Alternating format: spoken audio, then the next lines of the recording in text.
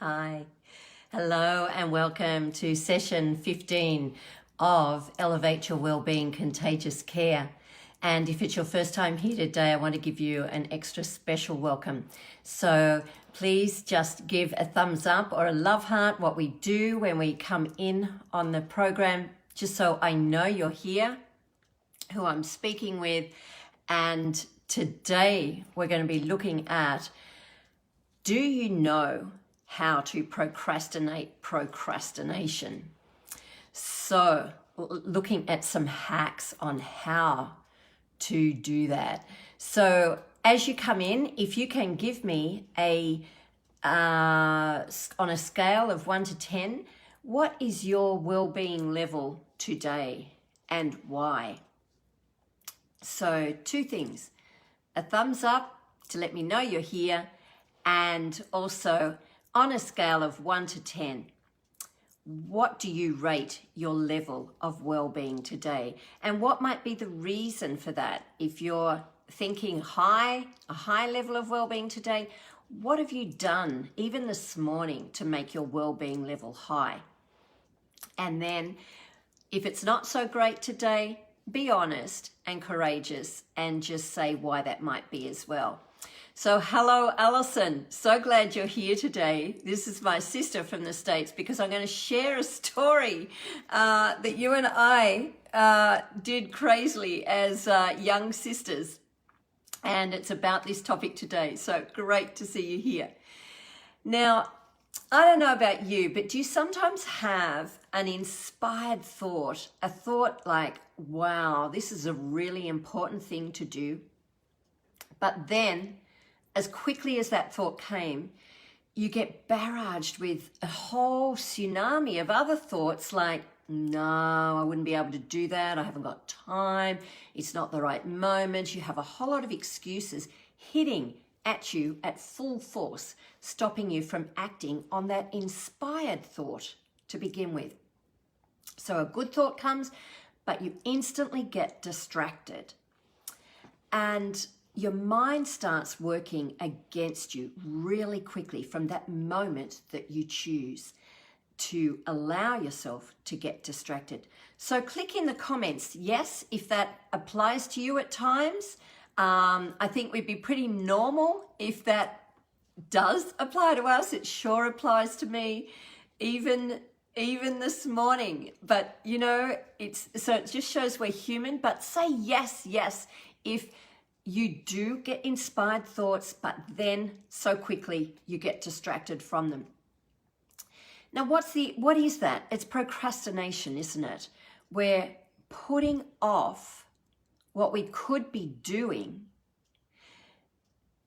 which is a really constructive thing that we could be doing.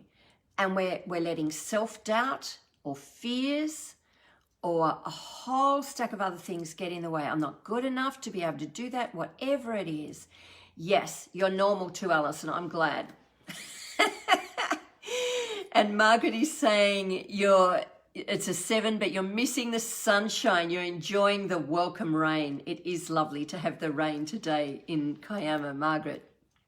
Yeah. And Margaret, you're saying, yes, you also procrastinate. So it's a part of being human, isn't it? It's not, so this 5-second rule that I'm going to be talking about today, this is the solution for procrastination. And it's the quickest solution under the sun. It's simple, it's easy to implement, and but it's just taking action on that implementation that might be the tricky part. So listen in, this 5-second rule, it's if you have an instinct, a constructive instinct to act on a goal, you must physically move within 5 seconds or your brain will kill the instinct.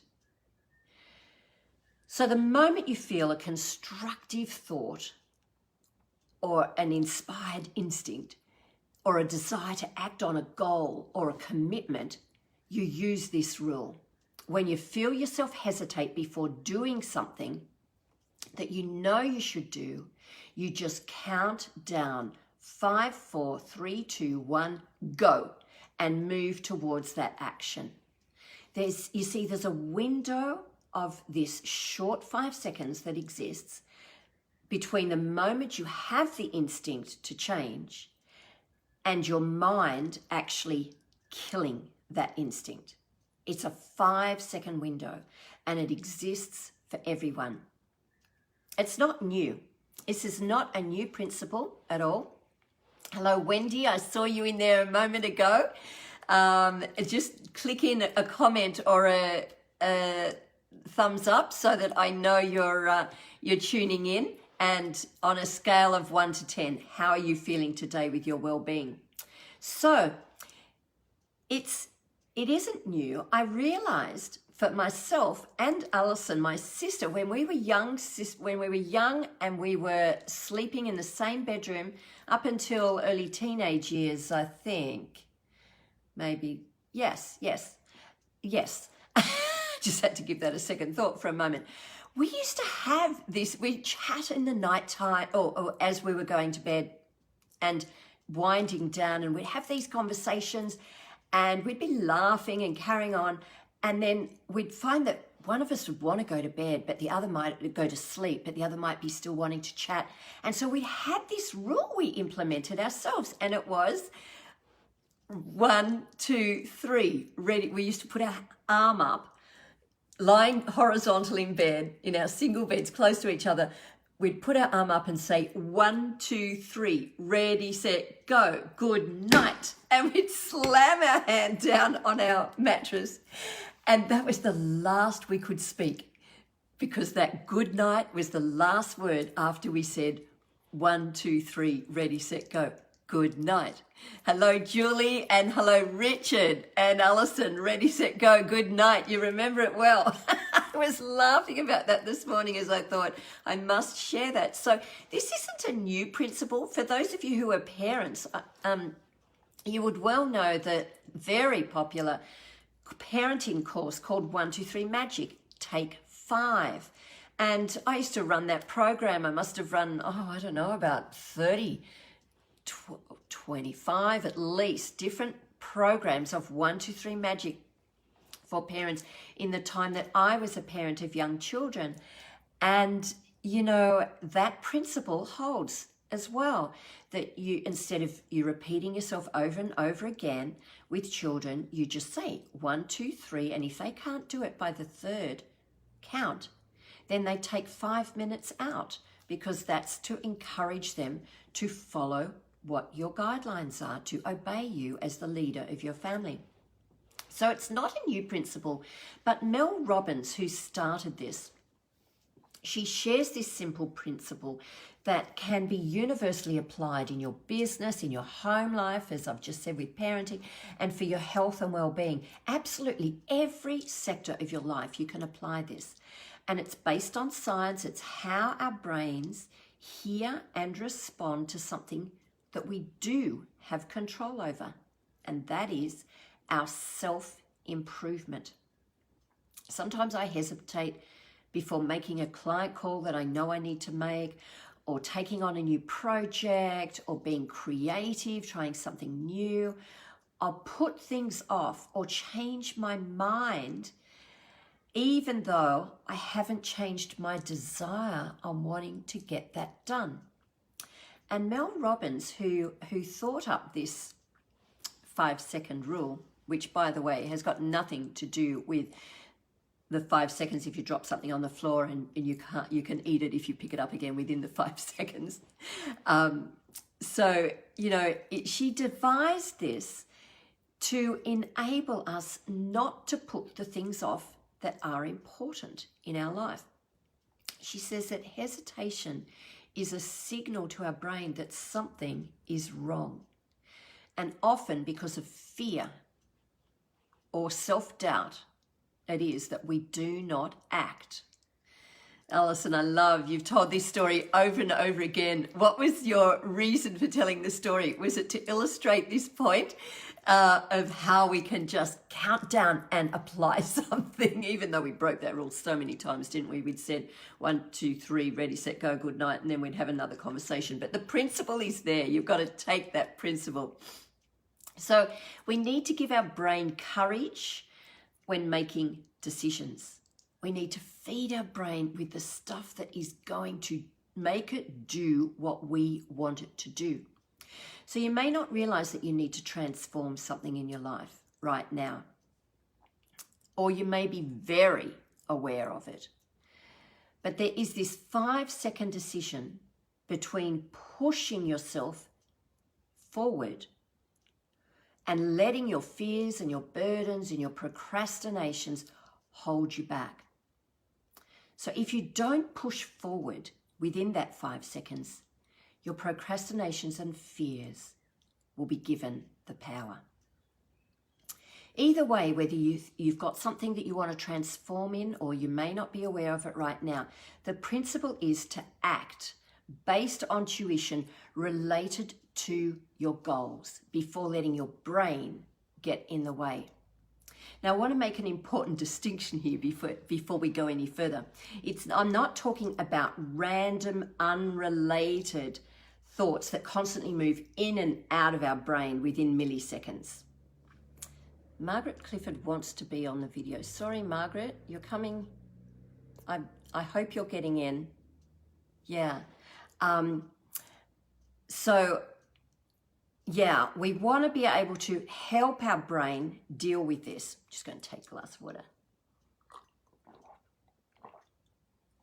So the distinction between acting on these well-guided, inspired thoughts that link up to a goal that we have is very different from the random, unexplained thoughts that come in and out of our brain within milliseconds that might not be good to act on. I really want to make that distinction. Okay. So I'm referring to the inspired thoughts that you know you should act on. And if you don't take action on your instinct to change, you will remain stagnant. You will not change. You see, this is the trick. The how-to of how to train your brain, how to develop a positive mindset, and how to get rid of stinking thinking, which is what we have looked at in these last 3 sessions. We can do this how-to with this 5-second rule if we simply repeat the process thousands of times. So what do? You just start counting backwards to yourself. 5, 4, 3, 2, 1. I do it out loud because it has more power. Accounting will focus you on your goal, okay? As you actually do something that's mindless, counting backwards, it will actually focus your brain on the goal that you have set. Remember, back about 7 sessions, I'm guessing now, we looked at goal setting and visioning. I want you to vision what your goal was at that time, all that time ago. And counting will focus you on that commitment, and it won't distract you from your worries. It won't distract you from your thoughts and the excuses that your brain is trying to make in your mind. And as soon as you reach 1, the reason for going down, counting down, maybe that's why, Alison, you and I didn't succeed so much with this. Sometimes we did, sometimes we didn't, is because we counted 1, 2, 3, ready, set, go. We could always think of more. You've just said just sharing childhood memories, and it's a lovely, funny childhood memory. But the importance of counting down is that you can't go any further. You have to get your brain to act in that moment. And so that's the value of counting down. As you reach 1, you push yourself to move when you say go. And you know what? I don't actually always say go. I actually say 5, 4, 3, 2, 1, blast off. And that's why I've got this torch here over here. Because it's the closest thing I could find this morning in the house that resembled a rocket ship. Okay. So just imagine, blast off. Imagine you're in NASA and you're going to the moon. 5, 4, 3, 2, 1, blast off. Tell me if you like that concept, to actually say blast off. I use this in getting out of bed because I have always struggled to move myself from being naturally a morning person. Sorry, I wish. Naturally a night person. My brain's still going at 10 o'clock at night. And so, you know, often I won't be in bed till 11. And so as I've tried to get my routine to going to bed earlier at night, I set up that routine of getting to sleep, getting the routine, the ritual of getting to bed earlier. And what I do in the morning is I use this 5, 4, 3, 2, 1 rule, the 5-second rule. I go 5, 4, 3, 2, 1, blast off. And as I'm saying blast off, I'm planting my feet on the floor. And as I'm saying 5, 4, 3, 2, 1, I'm actually doing that first stretch to get up and get out of bed. And sometimes I'll even spring out of bed as a joke to just get there myself. So this is how you push yourself to do the hard stuff, whatever the hard stuff is for you that you know you need to work on. The stuff that you don't feel like doing, or that you're scared of doing, or that you're avoiding. So it's those things, like say if you want to speak up at a meeting, you know that you've got a really important thing to say. It's so valid. It could be life-changing. It's really important, but you feel a little scared in that meeting to be the one to speak it. If you just go 5, 4, 3, 2, 1, and then get ready to do it. That's the important thing. Hello, Sally. Welcome. I hope I've just brought you onto camera. That's what it's telling me to do. And hi, David. Welcome to you as well. No worries that you're late. Just great that you're here, mate. So I've got my brother and my sister here today again. And David, you'll have to go back to the replay to hear the funny story I told you, I've just shared with Alison and me in our childhood. So let's look at this 5-second rule, because all it takes is to act within that window. Okay, that's all it is. So if you don't act within that window, that's why I've got the picture up on the wall here this morning with the window. Okay, we have a 5-second window and then it shuts. Okay, if we don't act on it in that time, forget it. You haven't done it. You have not done it.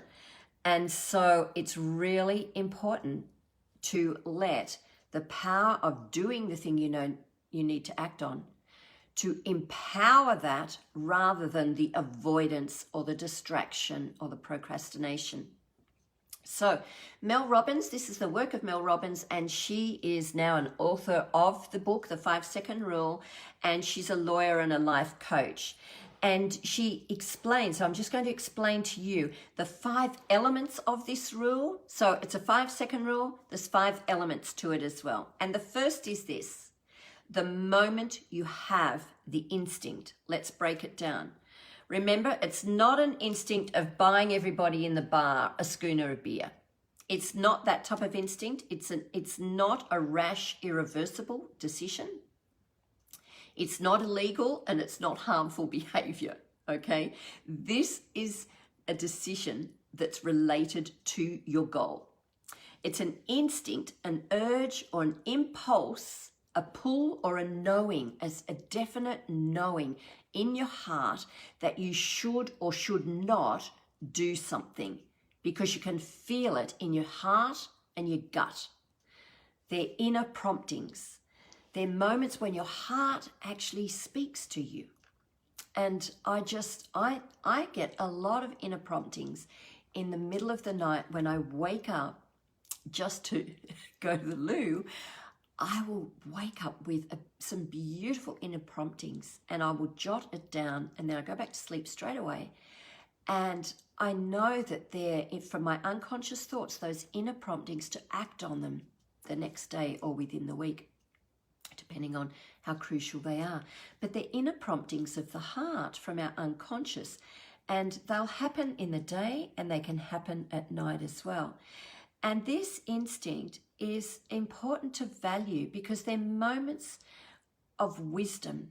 They're actually what we have in our unique brand of wisdom from our experiences, from our intuition, from our knowing in our DNA.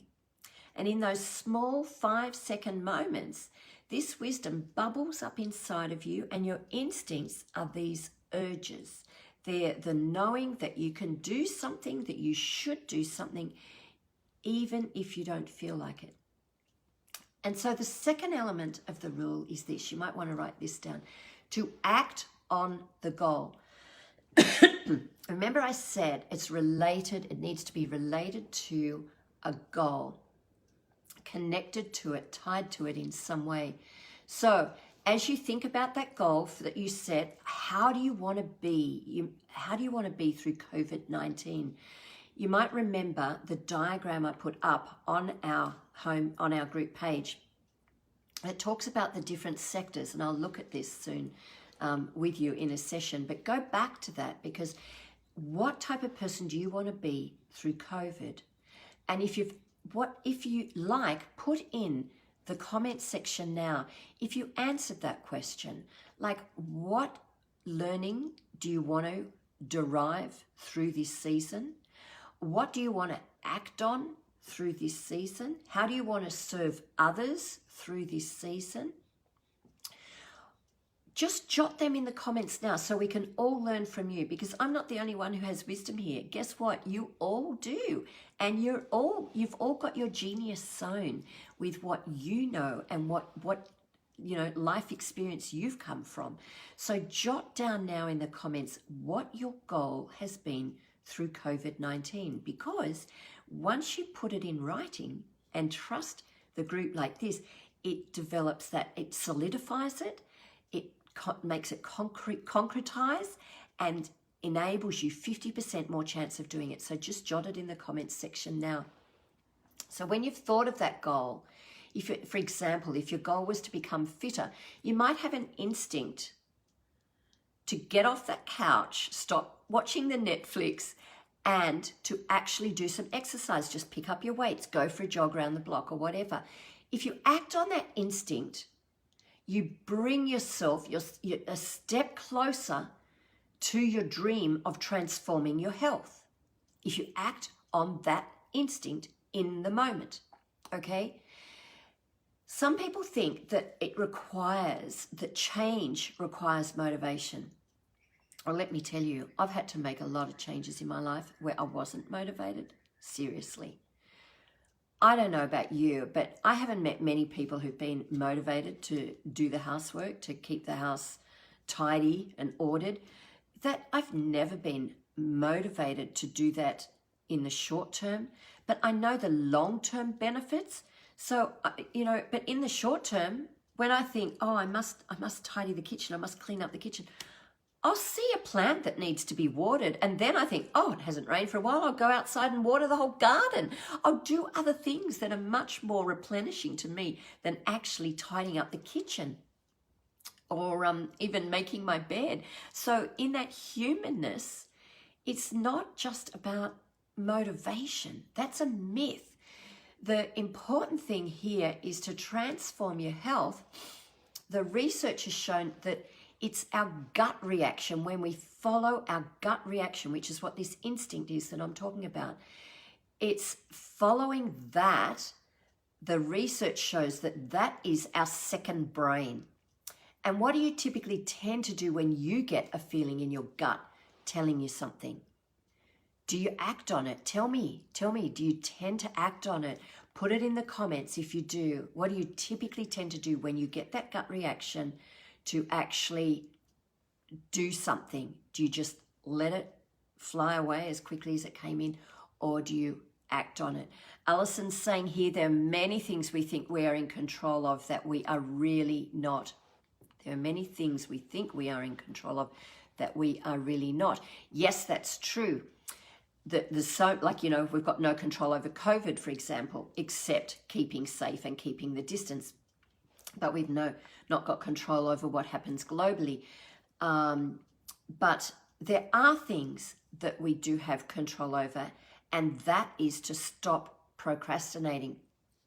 And so usually it's easy for us to just ignore our good, inspired, constructive thoughts in the moment. But if we act on them, like, you know, the thoughts, we all want similar things. Like, we want a great job, to be financially free. We want to be healthy, happy, and have amazing people in our lives. And even though we have these greater goals, it's so simple to brush off the actions that lead to achieving those goals.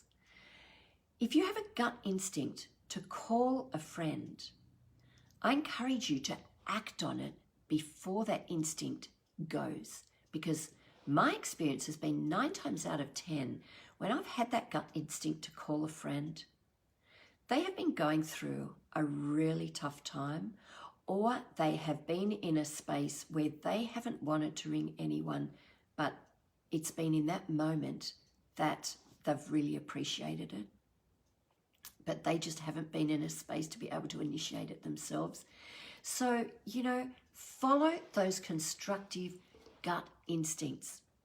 And, you know, it's the same thing with all sorts of, you know, reactions that you get. We can just think, go with the status quo. That's easier. But the third element here of the 5-second rule is you must push yourself. Okay? It's telling yourself to push yourself. So what do I mean by that? The rule is about pushing yourself even when you don't want to.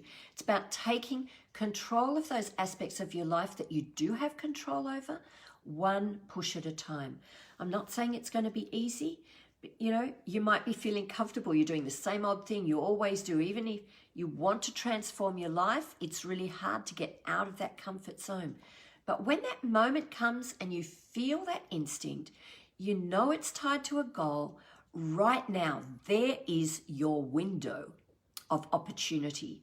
Your brain wants to shut this instinct down, and it's going to do it if you don't act on it in the moment, okay? You know you need to do it. You know you want to change your life and move towards that goal, and that's where the 5-second rule comes in. It's hard to push yourself. If you want to change, it's something you must do, though. The 5-second rule just makes it easier to get there. So just start your countdown, push yourself to start at 5, just start counting. That's it. 5, 4, 3, 2, 1, blast off. Hello, Liz. It's so lovely to have you here. Dear old friend, our fathers were best friends with each other. So nice to see you here, Liz. And you'll be able to see Alison and David on the program too. How cool is that? Lovely to see you. I'm just waving back at you. So this 5-second rule is backed by neuroscience. The act of physically moving while you count down activates your prefrontal cortex. Okay? The rule shifts you out of autopilot mode and allows you to take control.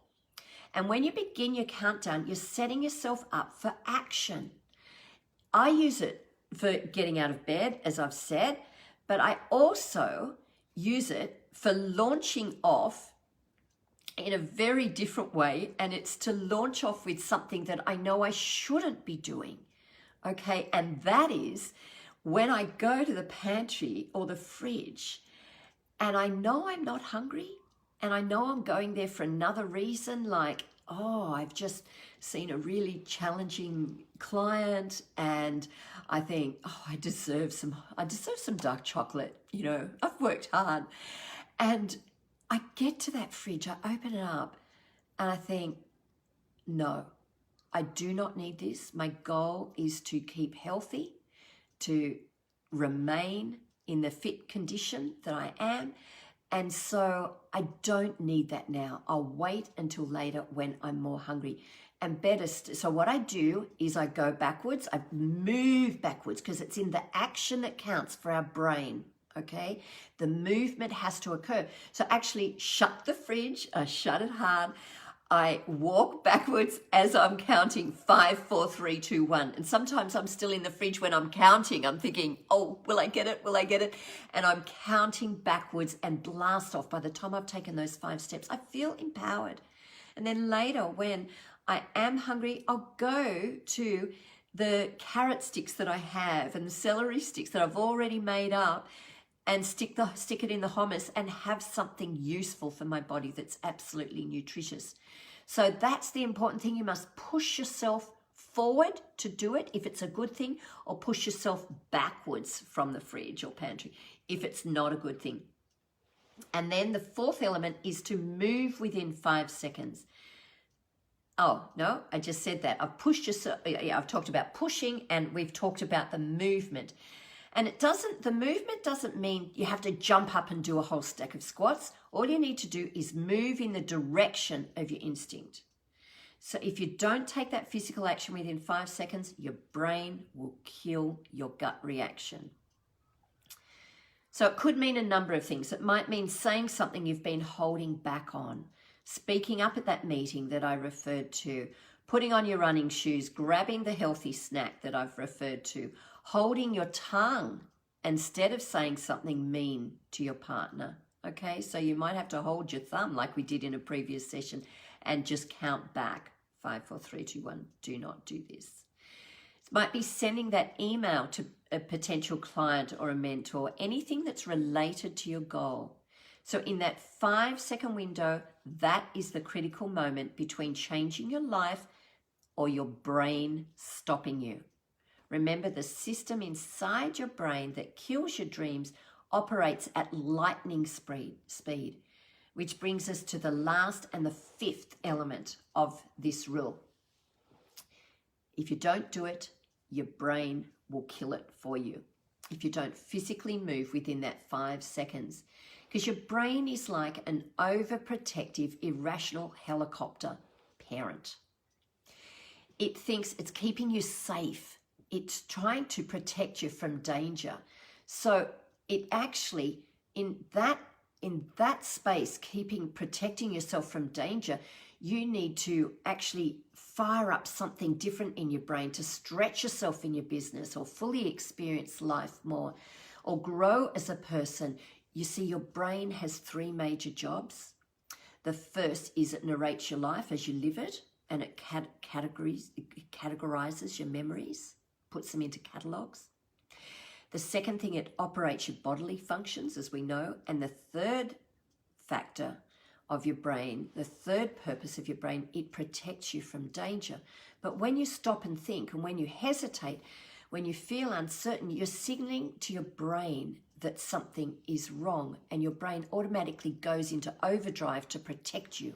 And that's the last thing you want it to be doing with your constructive thoughts. Okay? How does it protect you? It keeps you from doing the things that feel scary or hard or uncertain. You know that there's nothing dangerous about making a call or taking a walk or pursuing your dreams, but your brain doesn't know that by changing. So you have to act on the 5-second rule as a way of outsmarting your brain and changing procrastination into action. So it's a tool that creates massive change.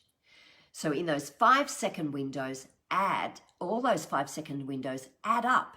If you add them all up in a day or in a week, in almost any situation, you can apply this principle. So what way are you going to try today? Just put in the comments section now, if you'd like, just one simple thing that you'd like to apply this 5-second rule with before we close. Be great to see some of your responses. I'm going to use the 5-second rule with boom, boom. Just name it, because naming it is halfway there. Because you see, this will help you mentally change gears in your mind to allow you to be willing to do the things in life that are really, really important to you. Basically, it's out-tricking your brain. And so the things that are messy in your life right now, like say it's housework, like what I said, I don't feel like doing that. But I know that if I allow myself to procrastinate with that, my mind is going to be more chaotic in the long term because I'll end up feeling overwhelmed with the chaos that's around. So I have to click in that 5-second rule now to get that done. And then the long-term outcome is so much better. David, good on you. You've put in to go eat an apple instead of bread. Yay! That is such a good action step, David. I love it. And I know how much you love bread. So good on you. I dare you to apply that today. How many apples are you going to eat? So, you know, we just don't want to be able to stay in this comfort zone. If we want to elevate our well-being and elevate our life, there are so many success stories we can have from this. And Mel Robbins' book shows the success stories in business with giving financial freedom, marriages being saved, all sorts of things, new companies started. And I want to hear your best success story. Liz, you've said it's a great idea. What are you going to apply it to? Because as you would know, education is nothing if we don't have application. So life rewards action. What are you going to implement with this idea today? In what regard? So I encourage you with this rule. It doesn't necessarily make doing things easier, but it makes them happen. So go for it today, all of you. I'm really excited. I can hear, see what you're doing. I will ring Optus. Good on you, Liz. Alison, enjoy the carrots and celery and hummus instead of the potato chips. Yes, I know how much you love them too. So you're acknowledging, Liz, you've been putting it off, but you're going to do it today. Well done. So remember, you don't have to get this principle right. You just have to get it started. So all the best. I'll be seeing you next Tuesday at 11 a.m. And until that time, if you're watching the replays, feel free to put in your comments because, again, they solidify your thoughts and they help others grow as well. So go for it with those comments. And until next time, be brave. Be brave with your 5-second rule. Be life-giving and let your life shine.